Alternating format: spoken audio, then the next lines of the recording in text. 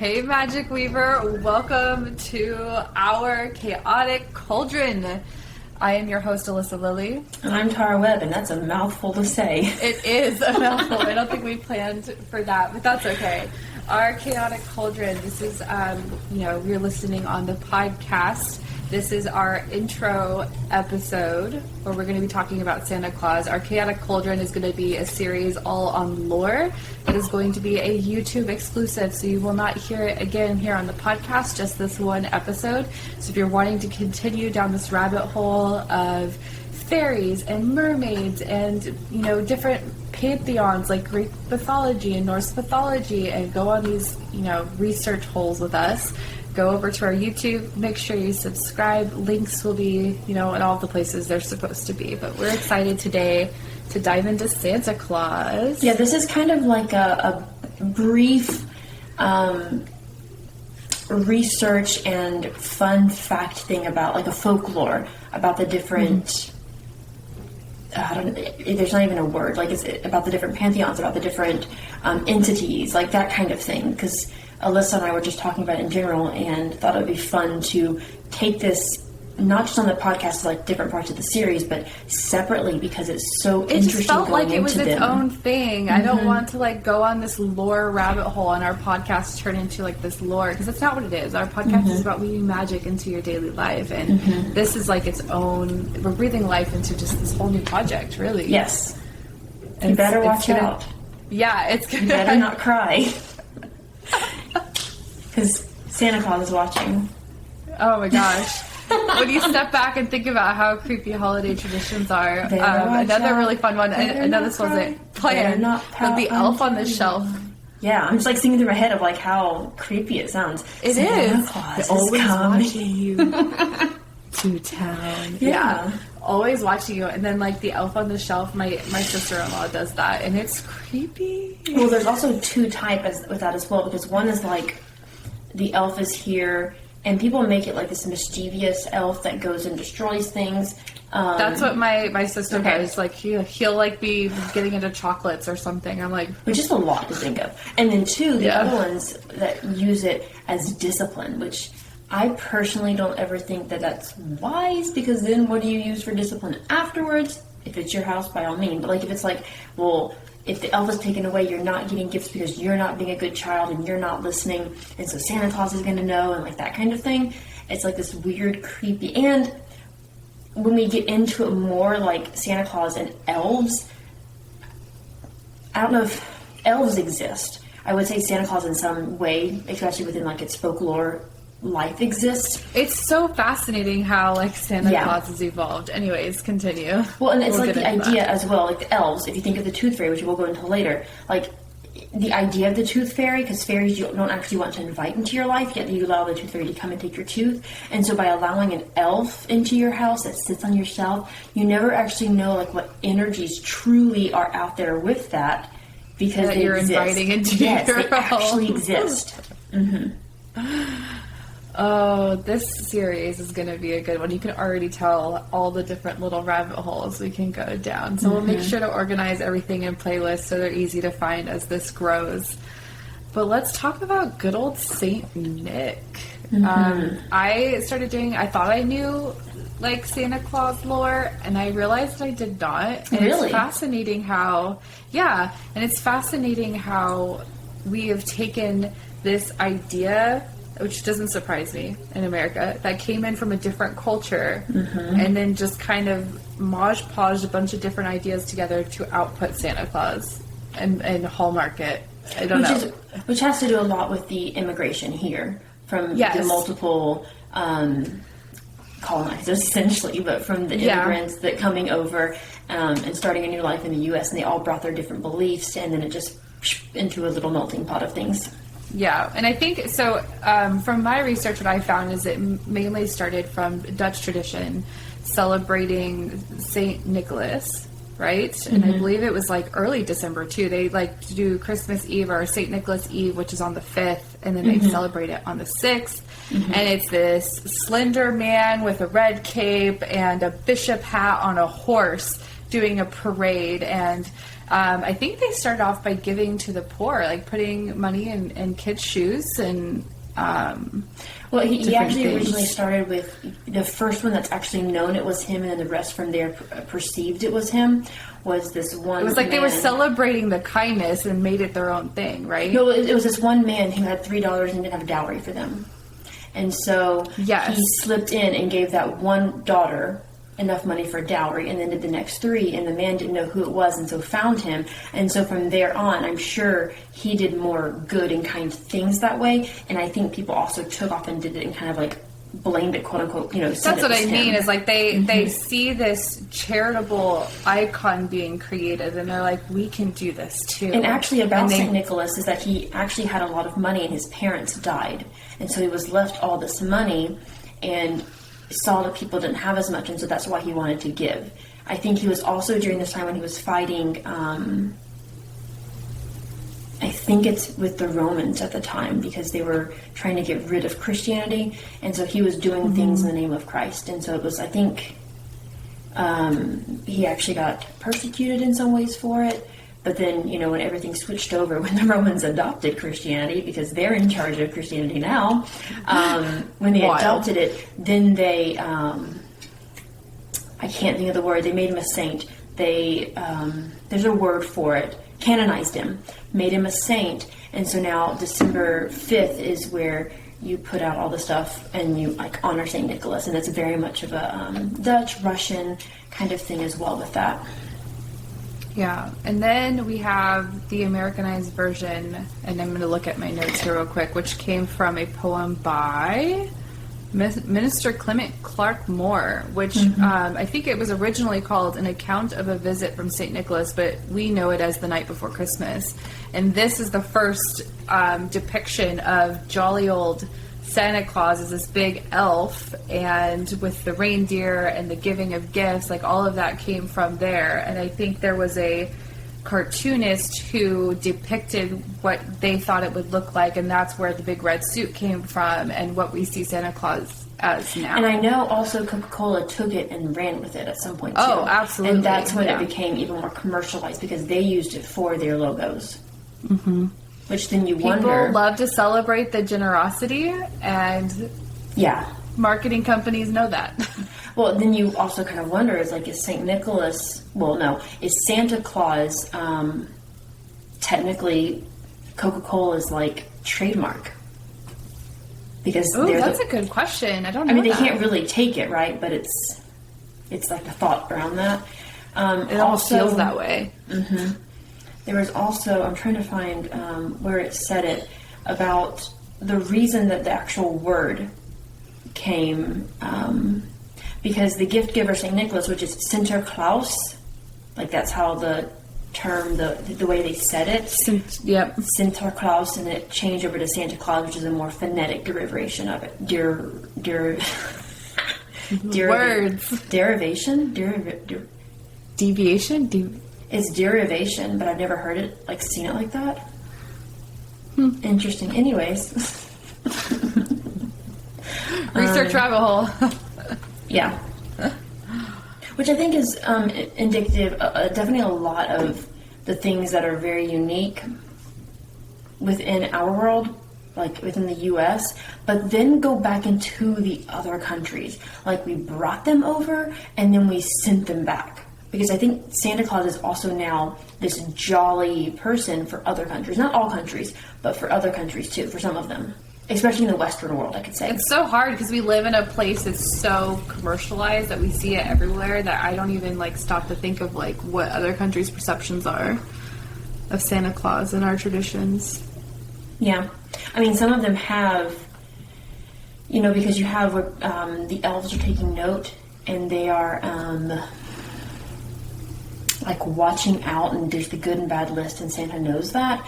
And in some countries they have a negative version of Santa Claus, which we were actually going to go deep into with it being Krampus, but I think we can just briefly mention of that kind of thing. And so they use Saint Nick as the good, and he's saint-like, and you're doing everything. And then for the things Krampus, and for whatever other countries have that negative version, it's if you're bad, then you're going to be stolen from your families, and you're going to be receiving coal is like a good version of it, but like it's traumatizing. It is. It's like a good and a bad. It's kind of like the elves are like Elf on the Shelf. Like we're gonna go tell Santa Claus that you shouldn't be getting gifts, like that kind of thing. Well, do you know? And I actually didn't stumble upon this in my research. Now that I'm thinking about it, but do you know where the tradition came from of coal? Like you're gonna get coal instead of a gift.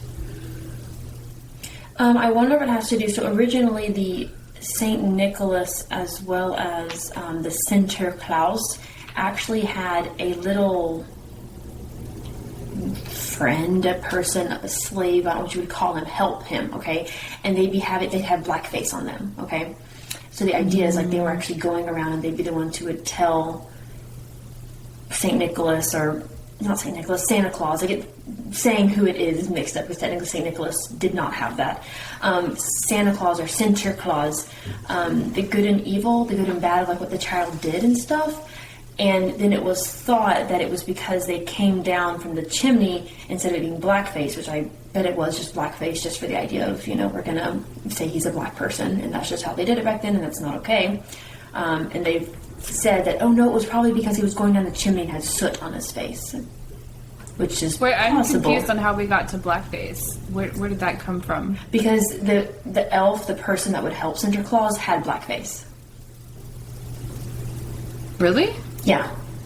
Oh, I didn't know that. Mm-hmm. And so then they would also think that, I don't know if it's been explained away as like when he went down the chimney he had soot, or the explanation of why. You don't really know what's true, right? Because it could be trying to erase it. And so then coal, maybe because when he's coming down, there's coal typically at the bottom of the chimney, or maybe that's, I don't know why that would be a negative kind of thing.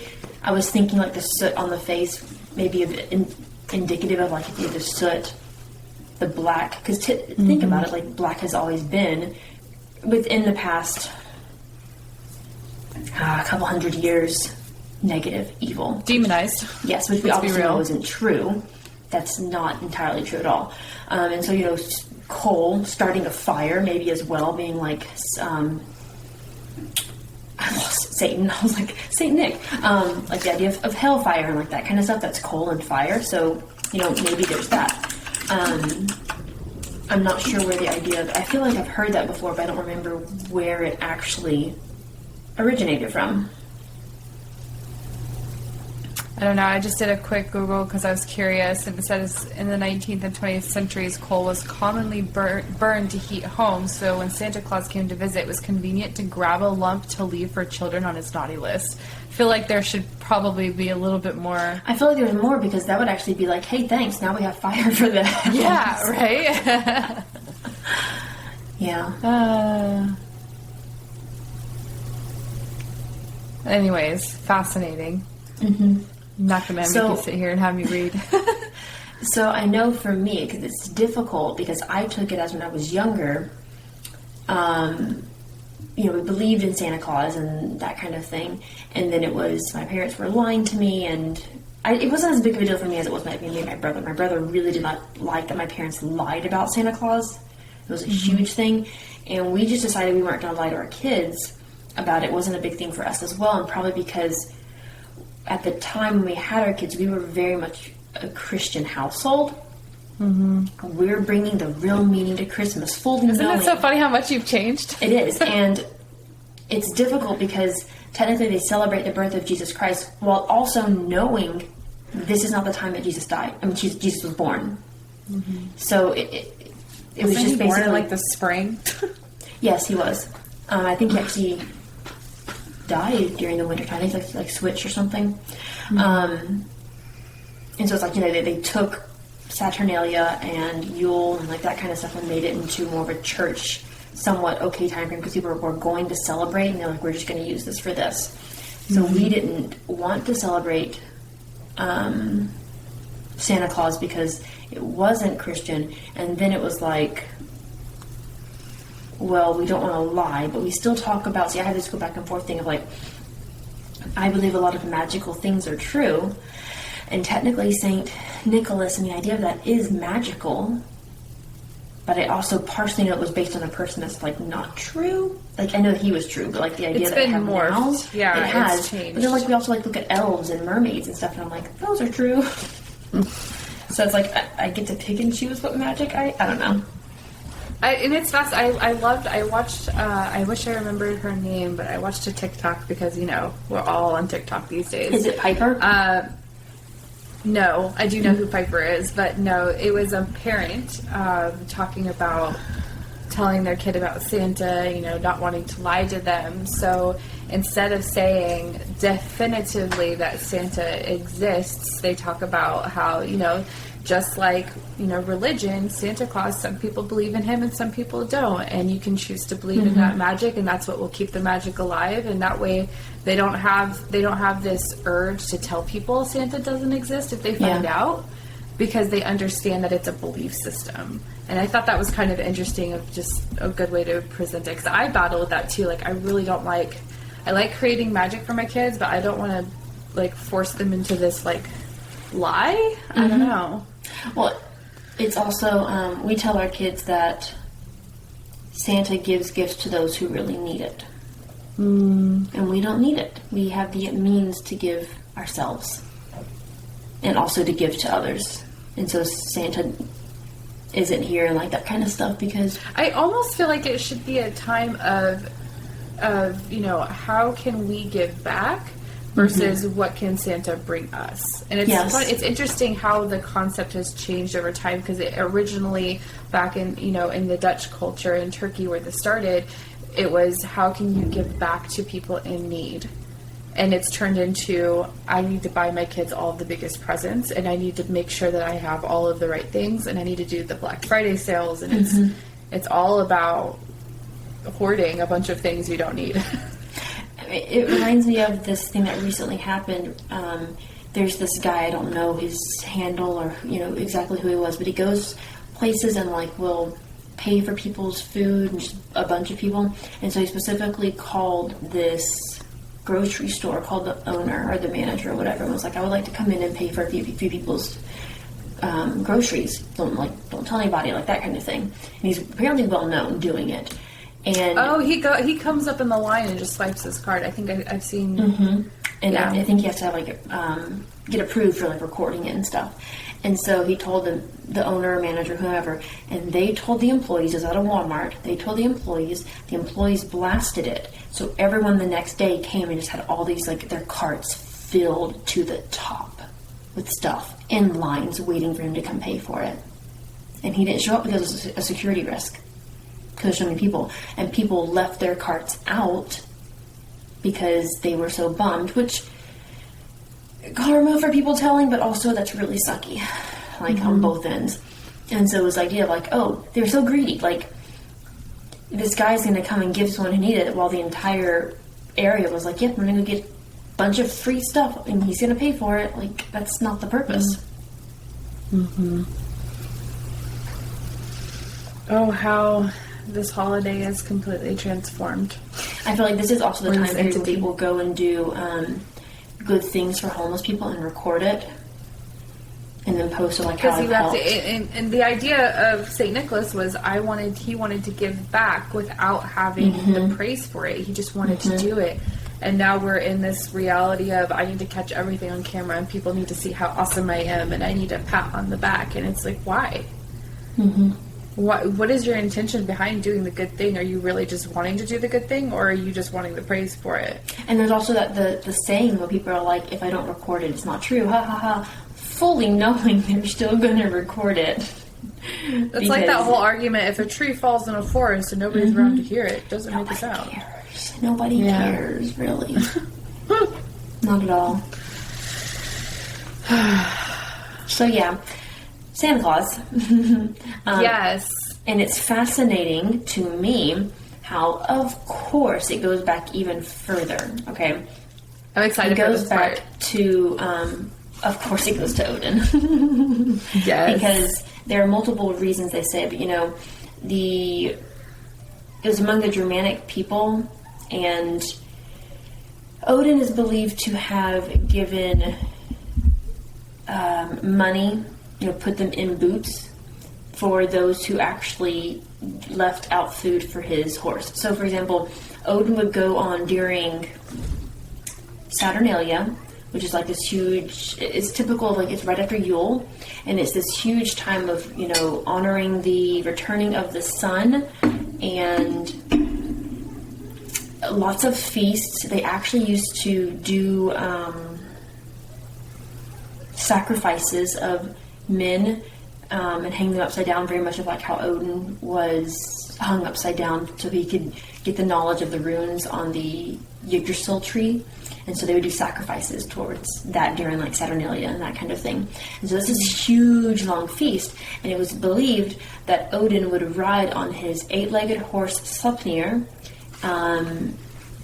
and as he was riding across during a hunt, if the kids left the horse food, then they would stop and get the food for the horse, and then he would leave a few coins in a boot for the kids. And so like they left out the boots just in case or whatever. That's kind of where it started. There's also the idea that at some points he would also be in a sleigh, and Sleipnir would pull it, and so it's like the 8-legged horse, the 8 reindeer. I heard this one thing that I 1000% believe is true, that it was not an 8-legged horse, that it was actually a spider. And they didn't have a term for spiders back then. Like, you don't see spiders in history, like ancient history per se. Which is fascinating, but that's for another day. Like, I'm kind of like curious of, you know, Greek mythology and that kind of stuff. And so I wonder if it was, instead of an 8-legged horse, it was a spider, just a really large arachnid. And it pulled the sleigh, and he also had like the kind of the red, the jacket and like the hat and that kind of thing whenever he was going. Can you imagine if Santa Claus had been commercialized as this big Odin on a spider? That would be awesome. It would be amazing. It says that Santa Claus, which is where like the progression that we talked about, gave chocolate letters to children, which, you know, Odin would give rune letters to a man or to men, because that was Odin's, like, to be able to read the runes was typically only by women, only by the Satyr, and he literally hung himself upside down the tree for, do you remember how many nights, how many days? Mm-mm. I don't, but to receive this wisdom. He would basically do anything to receive wisdom. That was his whole point throughout this. And so, you know, he would give runes. That was like his way of giving knowledge. Santa Claus carries a staff, and here's where I was talking about mischievous helpers with black faces who listen at chimneys to find out whether children are good or bad in report. So then, and this is why they say it's similar to Odin, because Odin has a spear and black ravens, which he does have. Hugin and Munin, who report what happens around the world to Odin. So there's also the idea of blackface, which was, you know, never okay, but ties in even further. Trying to think of what other reasons. But I mean, we also have Odin as, what's it you called him? The green, I forgot the name. Oh, the green man, the Father Christmas? Father Christmas is one, and Yule is actually meant like his celebration time frame, but I think it's like green. Yeah, I think it's the green man. I think it's the green man. Let me double check. Mm-hmm. And we still actually have Odin around in our time. So if you think of, we've talked about this many times, the days of the week, Odin, which is Woden, depending on like where you came from, is Wednesday. So like Thursday is Thursday, and Tuesday is actually Tyr. I don't know how you say his name. Tyr's Day. Tyre. No, Tyr. Tyr. Tyr. And Friday is Frasia's Day. And so we still have them very much in our present culture. And the idea of, you know, stockings are now for Santa Claus because it's up on a chimney where he went down. You know, boots were for St. Nicholas, for Santa Claus, and the boots came from Odin as well, because that's where he would leave gifts for giving. You know, I mean, things got shifted around with the adoption of Christianity and that kind of thing. You know, stuff would always get changed around and adjusted because they had to have a place to fit it so that people wouldn't like rebel This is our so typical... people would adopt and subdue, and this is our typical times that we celebrate things. So, and I'm actually reading this now, and it's interesting. The Saturnalia is actually the Roman pagan festival. Okay. And which I figured it didn't like click. You know, those things that because Yule is the more Germanic. Mm-hmm. And so Saturnalia is Roman. And then when the Romans were like, well, we're losing this war. We have to stay on top. How can we stay on top? Oh, we adopt Christianity. And it's fascinating to me because you see Saul turned Paul and how he had a vision from God. And I'm the skeptic. And I'm like, was it a vision from God, or was he told this by his superiors? Because I was telling a friend of mine this. It's actually called a pluralist, a specialized pluralist, apparently, where you can hold multiple beliefs and actually believe them all to be true in some ways, and they actually contradict each other entirely. But you can believe them all to be true without, like, having to fight against each other. For example, that, Jesus Christ is real and he did die on a cross, also knowing that it's fully patriarchy and his name was Joshua. Like, I can believe both things because of how it came across and, like, the stories that have been told about it. So I do believe, the whole Saul-Paul thing in some ways, but also I'm curious if we went back, if, like, what his perception is, like, how they rewrote it. Because literally the Romans wrote the Bible then. They took the text and Paul, this is a huge rabbit hole. That's okay. But Paul, a good amount of the New Testament is written by Paul, who actually didn't really have firsthand experience with Jesus. And so we're taking it from someone who transformed from Saul to Paul. And so that's just my curious mind of, like, the Romans also using that. So they had Saturnalia from December 17th to December 24th. Yule is 12 days, December 21st to January 1st. Which is fascinating. I don't know if I actually knew that the celebration of Yule was that long. I didn't know that. I usually do. I don't know where I got it from, actually. I always do 12 days. I mean, maybe it's the 12 days of Christmas, like it's ingrained in my brain. That's the thing of the 12 days of Christmas is Yule is technically that. Mm-hmm. And that's why they say, I don't remember what January 1st is for Catholicism, but I think it's honoring the conception of Mary, maybe, or is that before? There's something where, like, after Christmas, they go through and honor something for 12 days after Christmas. Yeah, so they celebrate the solemnity of Mother Mary. Mm-hmm. And then probably the conception as well. The Immaculate Conception. Mm-hmm. Mm-hmm. I don't know what solemnity is. Solemnity. Solemnity is like her solemn. Oh. Pious. Okay. Being, like, very just quiet and just, this is my lot to bear. Which, if we go into that, it's like, I believe that Mary was that, but also she was a priestess. Like those kinds of things. Yeah. But women in power, we can't talk about that, Tara. Can't wait for that one. During Yule, all the gods are honored, especially Odin, who is also referred to as the Yule Father. So Yule is like his time.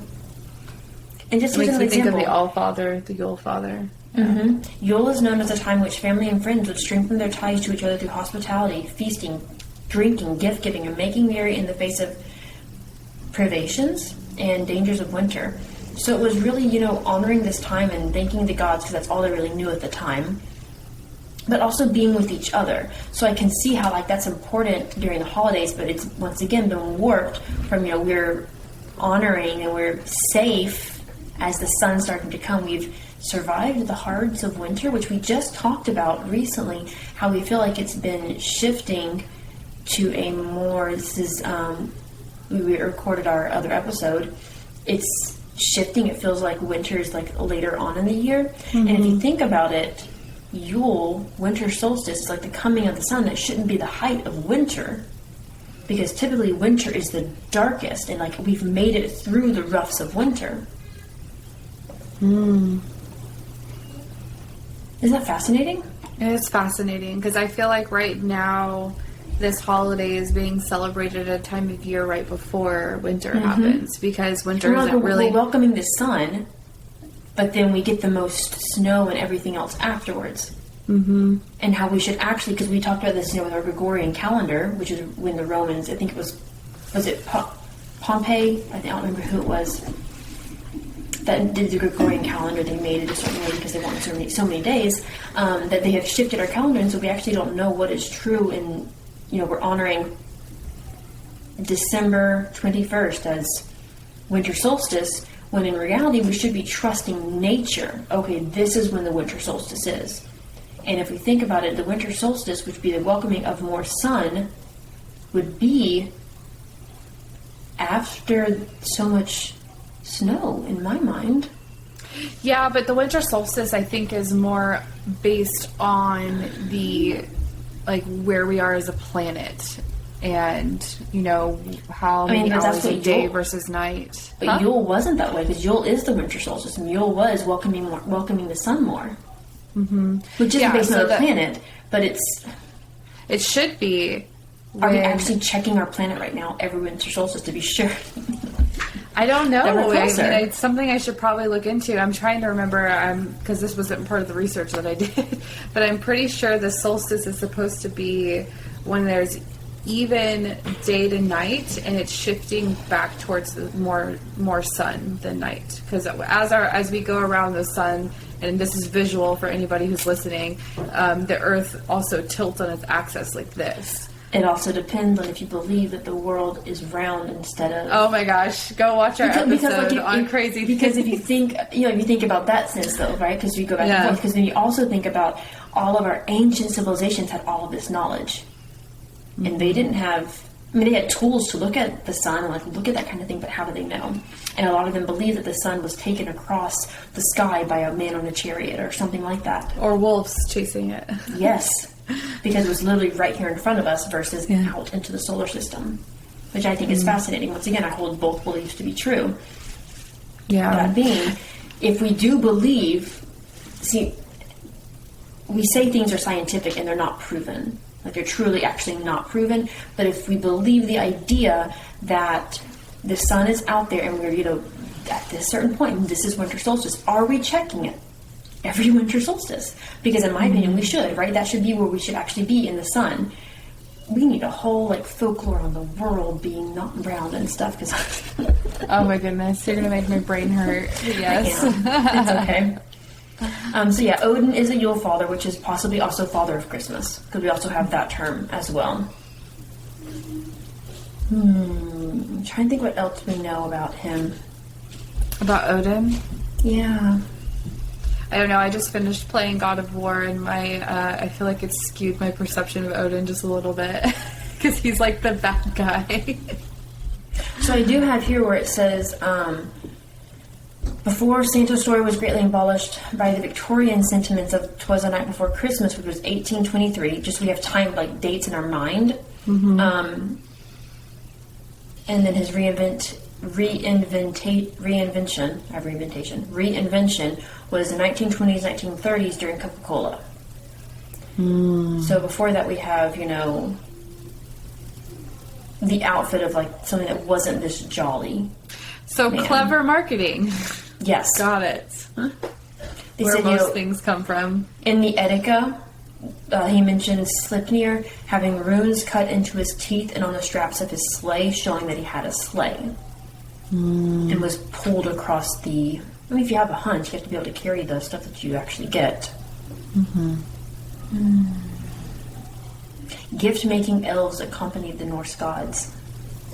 The dwarves and elves of Norse mythology were specifically known to be the creators of wondrous things like the magical spear of Odin, Freyr's magical ship, and Thor's magical hammer. Therefore, if you look at the elves making gifts, they're really dwarves and elves. The dwarves did make. I'm thinking back through Norse mythology. The dwarves made a lot of the magic. Almost all of the magical items, I would think. We also have the idea of Santa living in the North Pole, and Odin is said to have lived in Asgard. And during that time, that's the Arctic Circle, and it's considered inhabitable. So the early people of Scandinavia equated the northern mountains as inhospitable regions of the midnight sun and the northern lights, a place of magic, and the lands of gods and giants. Like, doesn't that sound amazing? Doesn't it make you want to go there, even though you shouldn't? We watched Polar Express, and the kids were like seeing the Aurora Borealis, and we're like, oh. I was like, yeah, that's where Ori's name comes from. But I was like, that's my dream, to see those lights. I want to see them.